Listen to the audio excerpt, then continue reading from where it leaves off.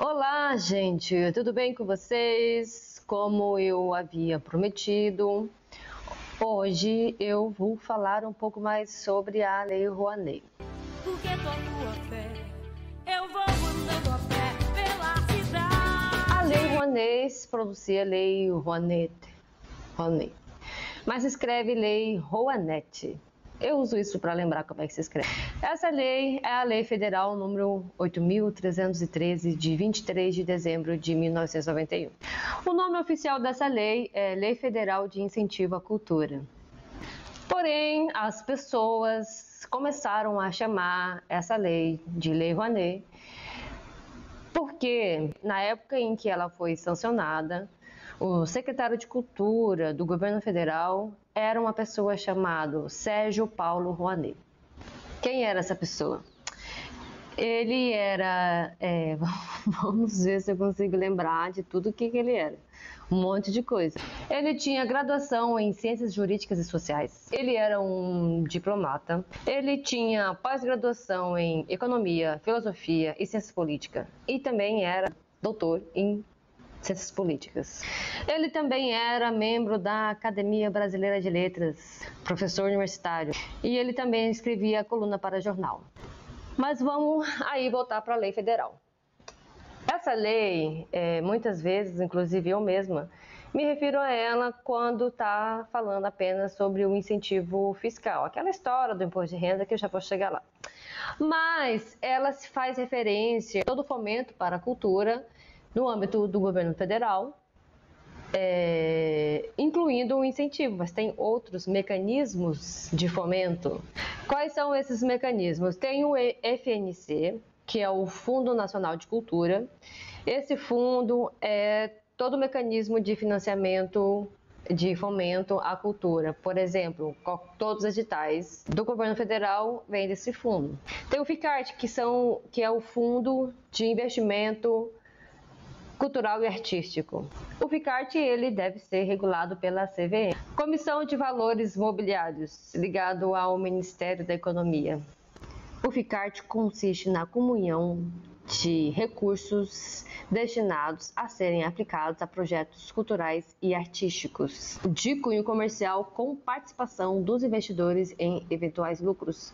Porém, ele ainda até hoje não foi colocado em prática. E por último, o incentivo de projetos culturais, que é o incentivo fiscal. Agora vamos lá. O incentivo cultural, como que funciona isso? Porque pessoa física e pessoa jurídica podem, com a Lei Rouanet, com esse mecanismo da Lei Rouanet, podem destinar o imposto de renda, ou parte do imposto de renda, a um projeto cultural. Essa destinação pode ocorrer de duas maneiras, ou doações, ou patrocínio.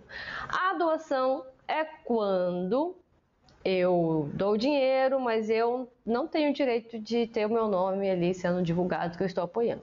E tem um patrocínio que eu tenho o direito de ter meu nome divulgado, dizendo que eu estou patrocinando, eu estou dando dinheiro, estou ajudando essa pessoa, esse projeto cultural. Tanto pessoa física quanto pessoa jurídica pode opinar por esses dois caminhos. Porém, existem aí duas diferenças. Uma é a questão do artigo 18 da lei e o outro o artigo 26, 25 e 26 da lei. O que isso quer dizer? Quer dizer que se sua atividade artística e cultural se enquadrar no artigo 18, quer dizer que as pessoas físicas e as pessoas jurídicas, as empresas que são tributadas no lucro real, vão ter 100% do valor em que ela doou ou patrocinou descontado do imposto de renda. Se o seu projeto, o seu trabalho artístico cultural não se enquadrar nos itens do artigo 18, ele vai para o artigo 26, que a diferença principal é que no artigo 18, aquelas atividades 100% do imposto de renda é descontado lá e, embora não seja, existe um percentual mínimo ali de valores que podem ser destinados para projetos culturais, independente do artigo, mas que ela pode descontar todo o valor do imposto de renda. Porém, se você não se enquadra a um desses itens do artigo 18, que eu vou dizer daqui a pouco, aí não é todo o valor, existe um percentual em que pode ser descontado. Tá bom, eu explico. Eu explico, vamos devagar. Mas quais são essas atividades do artigo 18 que eu vou tentar buscar recursos pelo incentivo fiscal da Lei Rouanet, que quem me apoiar pode descontar 100% do imposto de renda devido. Lembrando que esses limites, a pessoa física pode fazer essa destinação de até 6% do valor total anual devido do imposto de renda e a pessoa jurídica pode doar até 4% do valor total devido ao imposto de renda.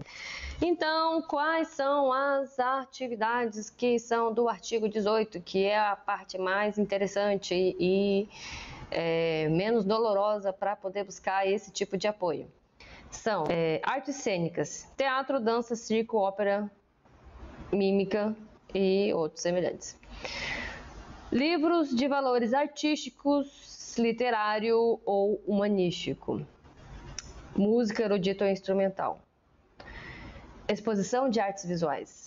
Doações de acervo para bibliotecas públicas, museus, arquivos e cinematecas, bem como treinamento de pessoal e aquisição de equipamentos para manutenção desses acervos. Produção de obras cinematográficas e videofonográficas de curta e média metragem e preservação e difusão do acervo audiovisual. Outra opção é preservação do patrimônio cultural material e imaterial. Construção e manutenção de salas de cinema e de teatro, que poderão funcionar também como centros culturais comunitários em municípios menores de 100 mil habitantes. O restante das atividades, como por exemplo a música, como gravação de um disco que não seja instrumental ou erudita, entra ali no artigo 26. Todo o restante que não entrou antes, entra agora. Ainda mantém o seguinte, o limite de imposto de renda que a pessoa física ou a pessoa jurídica tributada no lucro real pode destinar para projetos culturais ainda é o mesmo, 6% para a pessoa física e 4% para a pessoa jurídica.